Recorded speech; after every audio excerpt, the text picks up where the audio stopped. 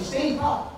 Makalis ang maigot na proseso nga ni makalaog sa organisasyon kan kapulisan, sulot na kan 200 na bagong PNP recruits ang uniforming haloy manindang pigpangetorogan asin pig-inguhang marealizar. Kasubagong aga kan ikondusir ang sa indang oath-taking ceremony sa Campo General Simeon Ola sa Legazpi City na pinangenotan man ni Police Brigadier General Andre P. Dizon. Saro sa mga bagong pulis na ini iyo si Patrolman Drummer Agnes. Sabi niya, ngunya na padit-dit nang narealizar ang sa iyang mga pangetorogan, sisiguraduhon niyang dai masasayang sa indang mga pinagalan lalo na ang sakripisyo kan sa iyang mga magurang. Tagal ko to sir pinagandaan and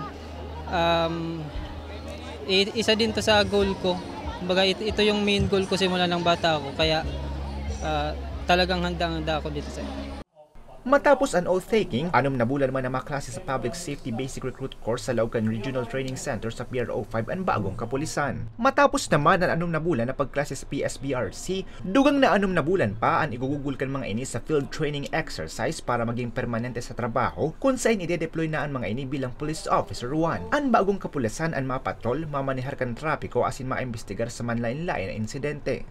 Ito ay china-challenge natin sila umpisa na nila, tapusin na nila kasi pinagkatiwalaan na sila ng ating pamahalaan na comply na nila yung basic requirements ng pagiging pulis. So yung pag-convert na lang sa kanila, pagsasanay na lang sa kanila upang maging ganap at ready nang i-deploy sa ating komunidad. Hali ang 200 na trainees sa total na 2,000 na aplikante na nakapasar sa physical, medical, neuro examinations as in interview. Ito pong oath-taking ceremony and acceptance of the newly appointed patrolman and patrolwoman for the calendar year 2024 Attrition Recruitment Program.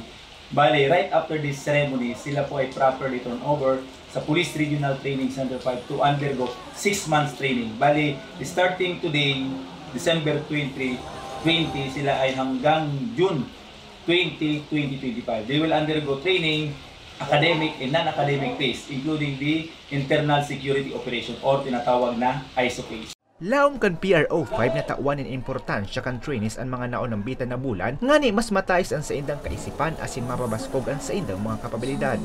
Para sa mga baretang tatak Bicol, Ariel Reyes.